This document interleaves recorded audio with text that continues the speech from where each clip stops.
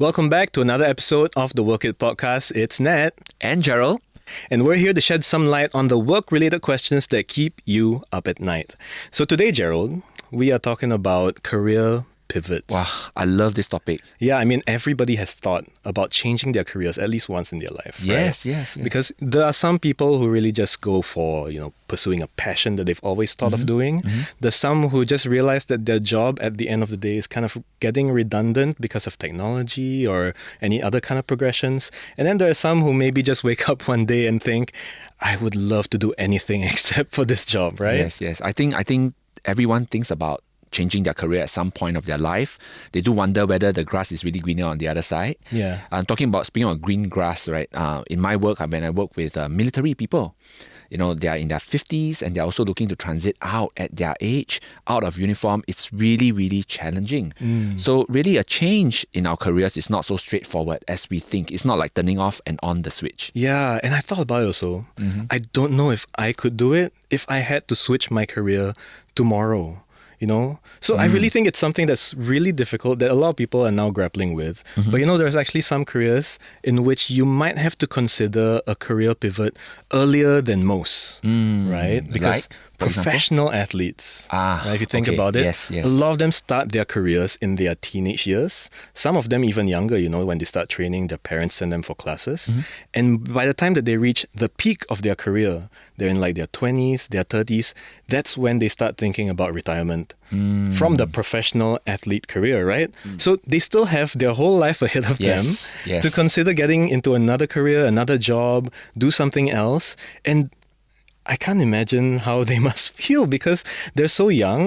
That's an age when most people are starting to get into the groove of things, but they're already at the end of that one track. That's right. So I think today, helping us to kind of explore this topic a little bit about athletes making career transitions, I think we're really very happy to have someone with us, right? 22 years, he held the record for the 100-meter sprint for 10.37 seconds.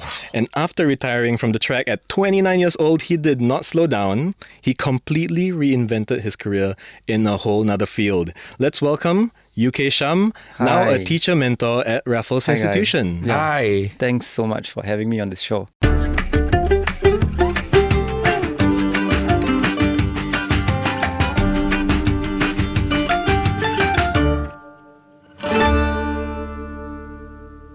We've seen you a lot on the track running and we've Long cheered time for ago. you. Yes, long time ago. I remember when I was young and I was watching you on TV and I was like rooting for you for Team Singapore. Wow. I'm so happy to be here with you today and just really for us to look deeper into what has been happening in your career after the sprint, after the sprint career has kind of ended, right? Ending your sprinting career at 29, where were you at that point, when you're thinking about the word career? I want to just highlight, I think I was competing in sports at a time where the context was very different in terms of the opportunities and like support structures, right? And of course, I think in my sport at that time, things were not that great. So, I mean, like you said, at 29, when I left the sport, it was not by choice, but I just felt that I had given up too much in terms of a very Singaporean concern, that whole idea of pragmatism, right? So you think that you need to focus on your career, and because I came from a single parent family, I had to support my mom. So after I left the system, I knew that I really needed to earn money and support my mom and sister at that time. And where I was at, I think psychologically it's an issue because you spend your whole life trying to chase a dream or in a field of high performance sports where you know that a lot of the time the effort doesn't always bring out the results you want, right? I started track, by accident at 17 years old, right? So suddenly and that was the core of my existence, right? I was thinking, wow, what would it be like to break the national record? What would it be like to, compete at the Asian Games and all that? So I think you become almost obsessive, right? And then track is part of you for so many years of your life, right? More than 10 years, almost 20 years. And then suddenly you feel this void. So I think then you lose that sense of purpose that you were alluding to. Was it something that came out of nowhere, or was it a creeping feeling over the years after you set the record in 2001? Like you just saw more of the world? Because at that point in time, you were, coming into your 20s, you were getting to know what the world outside of the sprinting world was like? Or was it something that, when you hit 29... Oh, like a rude realization. Yeah, like a rude realization. You woke up one day and you thought, I can't sprint forever. It's a combination of the two. So I slowly started to realize, like, for instance, that like my peers were actually like moving ahead of me in terms of like graduating faster from university, right, and like going into the working world. And then I had to like for instance, I had to defer my national service to go for my first SEA Games, right, and then also during university take leave of absence because like the major games were at the same time and all that. So I think it's slowly I slowly felt it bit by bit, like, oh no, what's going to happen, like is it going to impact me, and I'm really going to be disadvantaged because it means that people are already working while I'm like in a field that perhaps, or I still feel to some extent, the corporate world or the working world doesn't sufficiently value. Right. Because you were saying like, I mean, let's be very like pragmatic, and you say like a hiring manager, right, in a corporate company, and then they see the profile, an applicant that's an athlete. How will they view the person? Yeah. Like, will they see this person as, oh, hey, I think this person is quite unique. There are some skills and dispositions that a non-athlete, may not have, or he or she is an asset. Yes. Or will they like, I don't know how they think, like, but I kind of feel that maybe it won't click to them, and you may be disadvantaged to some extent. So for you, when you first started looking outside of your athletic career, I'm sure you didn't immediately land on education as being the path for you. That's a good question. When I was in university, I fell in love with philosophy because I was like a philosophy major. So and then at that time also I think also a bit insecure because I knew that, hey, I was a sportsman, but I felt that nobody could take away my grades. People are nice to you when you run fast or you swim fast, and then when sporting people, like, they don't win, then the crowd or the herd is fickle in that sense. And then so because I loved philosophy, I thought that it would be a joy to actually share philosophical ideas and actually like teach. So that's when I went into teaching. It seemed like the thought process to get to I want to teach philosophy was quite natural, but getting to actually do it, was that as simple as you thought it would be, or were there hurdles in the way that prevented you from actually getting in front of a classroom? Nice one. Thank you. It was natural in the sense that because I realized that I loved philosophy, and just the joy of discussing ideas, like that would, that's like sort of one box ticked in a sense, right? But also I think on a pragmatic level, I although I wanted to study more, I realized that if I did a teacher training postgrad, you will get paid like immediately, right? Okay. So I couldn't do like a master's, and then I joined that like NIE at that time, the postgraduate diploma. And the reality is that my mom was elderly and not really healthy, so I had to be the breadwinner. So I had to actually quickly go in so that I could support the family. So the journey for you, just to backtrack a bit, right? The journey for you from track, right, because of pragmatic reasons to take care of your family, you had to move out to look for something else, and then in thinking about what to do, you followed kind of your desire, your interest in philosophy, right, and then that brought you to education, and that also brought you to further your studies as well. And we know that you kind of done several areas of studies. How did those studies help you in your transition? Okay, so I mean, so once you get certified, then of course you're like a trained teacher in pedagogy and all that. So then I managed. Then I was teaching like philosophy at A levels, like they call it knowledge and inquiry at a junior college. So, but then I think now, like many years later, I'm just like looking at the world around me, right? And then something that struck me was what PM Lawrence Wong spoke about during the NDP rally speech, when he was talking about the nature of the disruptive economy, right? And how generative AI is really like changing the nature of work, and how it can actually displace like people from certain types of jobs.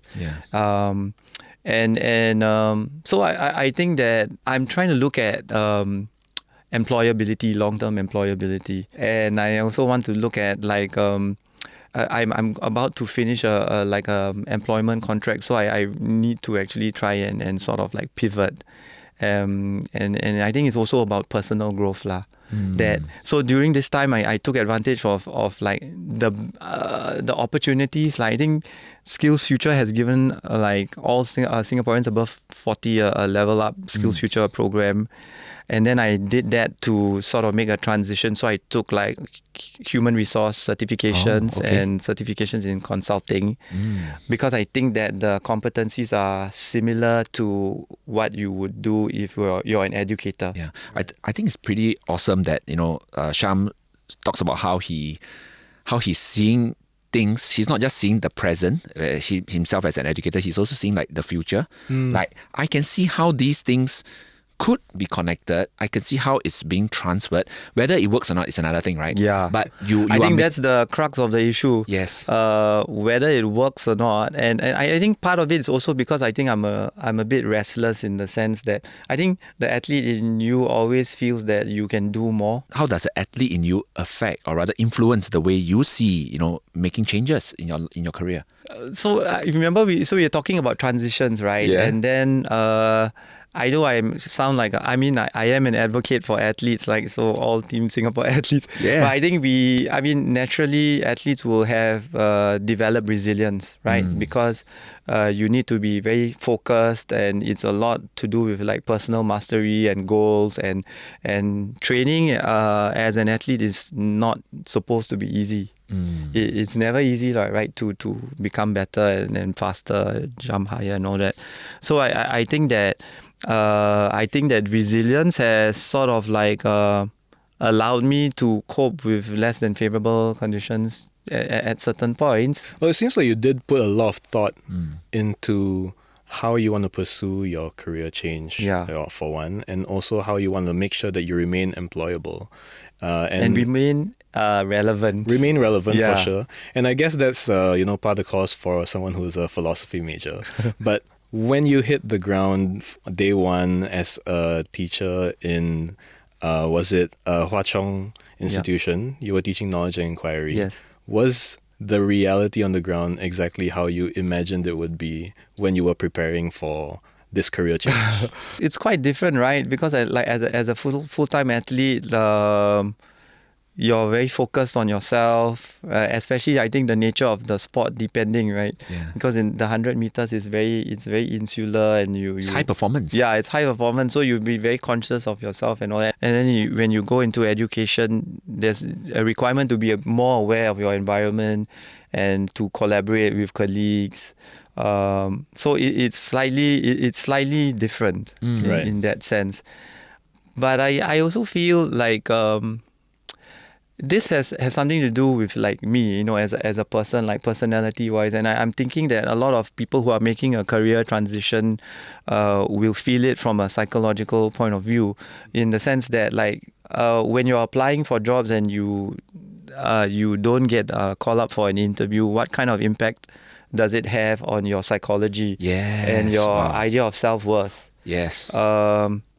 And I think now when I'm trying to make this transition, it does actually honestly like make me think like, is there something wrong with me? Like why can't I get an interview? Like, am I not as good as the next person?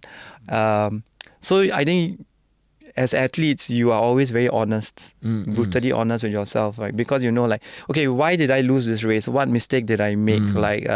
And this is the mistake, and don't be soft on yourself. Like, you got to train harder, that kind of thing. And I think that all of us like need to be honest. Like, okay, where's the skill gap? what am I not so good at, and like what do I need to do to level up so that I can get that interview. Yeah. I think you brought up a really very pertinent point, and this is not just for athletes. I think many times employers, when they see, that's why you asked about like, you don't know how employers perceive you, right? Yeah.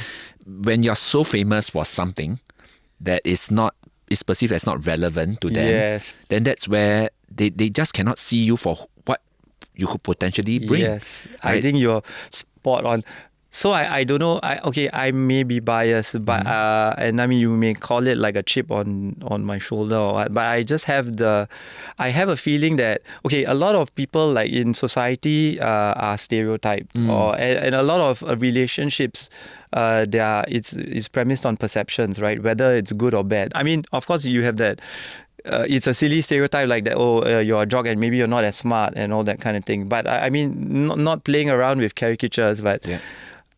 I feel that actually when they know you for something, they may just automatically make assumptions that no, it's not relevant. So why? Yes. Yeah. Or they don't see athletes as assets, like that kind of thing. Yeah, I mean it happens. It happens when in HR, when we see people, hundreds of people apply for a job, right? Yeah. And when you screen through the resume, sometimes you see someone with like, this person to be different. Let's say you're in sales, but this person is a teacher, right? Yeah. And we wonder what would a teacher.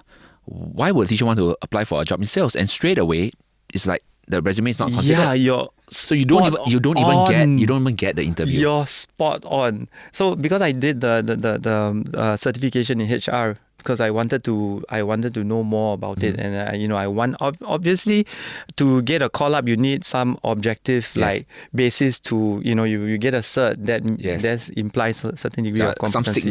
Some signals of relevance, right? Yeah, but on the employer end, like are they open-minded enough to realize that if I employ this person from another sector, he or she can be an asset to me, and the skills are transferable. Yeah. Versus you are very conservative and you say like, this role is for a learning development person. Yes. Then I'm only going to hire someone that are in existing learning and development roles. We call this like trying to, employers are trying to find the square to fit in the square hole. But when they have the odd shape, they look at it, they're like, I don't see how you can fit, right? Yeah, excellent metaphor. Yeah, but then at the same time, with AI, with the disruption of jobs, we would expect people to start to move out and they cannot fit back into the jobs they did previously because it's already gone. Yeah. Then they need to kind of like shape shift a little bit, change, but send the right signals, say the right things, be seen in the right light. Then the employer will hopefully give them a chance. So the question is how can you be seen in the right light on like LinkedIn or in your CV? Because like we know, I think now AI, like there's an ATS system that actually filters, right? And so it may be hard for you to even be for someone to even speak to you to realize that hey, actually this person is actually might be an asset. But if you can't even get your foot in the door, then that can actually have an impact on people. But for yourself, you actually managed to get your foot in the door. But we all know that the discrimination or the perceptions that people have of you as an athlete probably didn't stop there. When you were a teacher to students who were, getting ready for A-levels, a very important examination in most Singaporeans' lives, did you have some students or maybe some colleagues, maybe your students' parents, look at you and go, aren't you that runner guy? Are you qualified to be teaching my child? Like, did you have those kind of experiences? I've had parents who do the aren't you that runner guy. It's gone both ways lah. So some have been like really nice and very supportive and say thanks for like contributing. And then on the flip side also that like aren't you that runner guy, and then sort of like microaggressions and I don't know whether that's like a Singapore parenting thing where they expect a certain caliber of the people who are in charge like of their I mean kids. the caliber thing, like I was from NUS graduate and done the postgrad, so the caliber thing is, I mean, like this happens to us like all the time, right? Like they prejudge you, right? They have preconceptions about you, so it definitely happens. Yeah.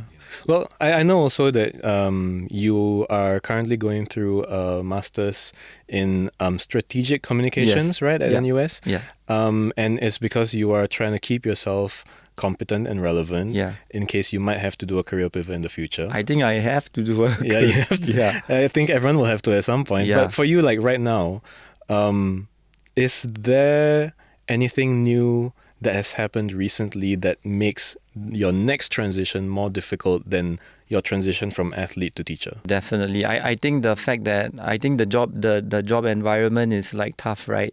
So I think when people are hiring, they are also very conservative. Yes. Because they may think that someone that is making a sector transition is a risk. Yes. It's a Right? risk higher. Yes. Yeah. So I think that's harder. I think if they start to look at age, that might be an issue. And I keep talking about like social capital because I think a lot of hiring is also premised on networking and all that. You need people to talk to you to find out about you, Yeah. right? Other than that, you're just a resume that goes into like an invisible system. Yes, you're just a piece of paper with words, but nobody hears a story, right? Nobody Yeah. hears what you can potentially bring. Personally, I feel like somehow the recruitment process has to shift a little bit. It cannot just be evaluating people screening people based on two pieces of paper. And we have seen that, right? With AI, they start to have screening questions of like video recordings. Now you get employers who ask you to record a clip of yourself explaining about your past and why you're applying for the job. So I think this also requires people to start to know why are they actually applying for this job, because the reverse is also the same. People just use AI to craft a really, really beautiful resume, right? But nobody believes it. Yeah. So that's why employers are saying, we want to hear you say it. Yeah, we want to see how the you human. say it. I mean, I guess that's a good thing because then they see like you are humanized in that sense, Yes. right? Because they actually see the person. Yeah. And it goes back to the social capital part, right? You get someone who knows you and can vouch for you. They're bringing you into the place and then they're saying, this guy is great, you got to get him. So that's the kind of advice that we always give to people. Many other guests on the show as well, I'm sure they have said before, networking is super important. It gets you right into the interview stage. Do you think your name actually still carries enough weight now that it actually helps you get into interviews? Because some interviewers are just Wow. curious to be like, actually, is this the UK Shyam or is this like some random guy? To be fair, I was like from a really bygone era, right? It's so long ago. But I don't know. I mean, I've spoken to my friends who actually were even in the corporate world or who had gone for Ivy League education and all that kind of thing. And like they said, 70 interviews and still can't get a job, that kind of thing. So everyone's that's looking for a job is going to face that self-doubt and that imposter syndrome or that psychological that feeling of inadequacy, like you're not good enough to be, or you take it personally, I think. Well, how do you deal with that? Because, you mentioned just now the mental fortitude that you would have cultivated as an athlete. How do you specifically apply that to now feeling different levels of inadequacy compared to before? I think I vacillate. Sometimes sometimes I'm feeling like, hey, what do I need to do on paper, right? And okay, don't give up. Just push forward. And if it's going to, I think resilience is about adapting to context and like setbacks, right? So like now when you're finishing up your masters, but you actually have a full-time job, so you're busy like every day. You don't really have downtime because at master's level, you're writing papers, you have to do your readings for your tutorials, you want your GPA to be up. So I think in that sense, like the athlete in me has like makes me just keep pushing and pushing and pushing. Like, okay, never mind, I can do it. I'm not afraid, that kind of thing. But then sometimes I'm like, I'm really damn tired and like, it affects the self-esteem and to be honest, I sort of like vacillate. Yeah. I mean, as much as you can build up your own mental strength, you can't really be immune to these feelings. You can't, once in a while. But are there very concrete and practical things that you've done to maybe, picked up some skills intentionally? I think you need a network of support. Like and then actually this whole idea of resilience, right? So if you are looking at our greatest athletes, right, or even like the world's greatest athletes, they will always waver at some point, and like you will have to lose like 10 times to win that one big race, right? So how do you pick yourself up? So on some level, you need to be clinical to know that okay, this is a setback. What are the mistakes that I made? And then how do I correct it from a technical standpoint? But the emotional side is difficult. There's only so many times you can tweak your resume, right? Yeah, and I think this whole idea of going for interviews or applying for interviews in terms of like the power relations, right? It puts you in a position where you are trying to get external validation for someone to say, oh, you're good enough. Okay, I'm going to give you a chance. So that power dynamic in and of itself, I don't think it is always very good for your self-esteem, because then you're stuck in a context where you're seeking external validation, and the self-worth shouldn't be external. It shouldn't be dependent on other people. So I mean, for you, going forward with making sure you're employable and relevant in the future, what are you looking out for now in the open job market or in the knowledge space that will make sure that you pick up skills that are constantly matching what employers are looking for right now? Yeah, so that's why I sourced out the masters in strategic comms, right? Mm-hmm. And I wanted strategic comms because I feel that as compared to philosophy, which was my undergrad, which I feel has many merits because you learn how to think critically regardless of situations, Yes. right? Like that's the foundations of being intelligent. Yes. It's industry agnostic. Yes. But I don't know whether Singaporean employers are open-minded enough to realize that. I certainly hope so. I hope so. Yeah, Shyam, we had so much fun talking to you, and thank you for sharing with us your journey, about how you are making your next move. Now you're kind of working on it. The resilience that you've shown is amazing. And so don't give up. I won't give up. You won't Fingers give up. crossed. Yeah. We'll we are be rooting watching for you as much as we watched your races before. So. Thank you so much. It's such a pleasure and an honor to be on this show. All right. Thank you again, Shyam. If any of you who were watching and listening found that really interesting and insightful, you can write to us. And if anyone wants to hire Shyam, you can write to us as well and we'll forward your message along. Thanks for watching.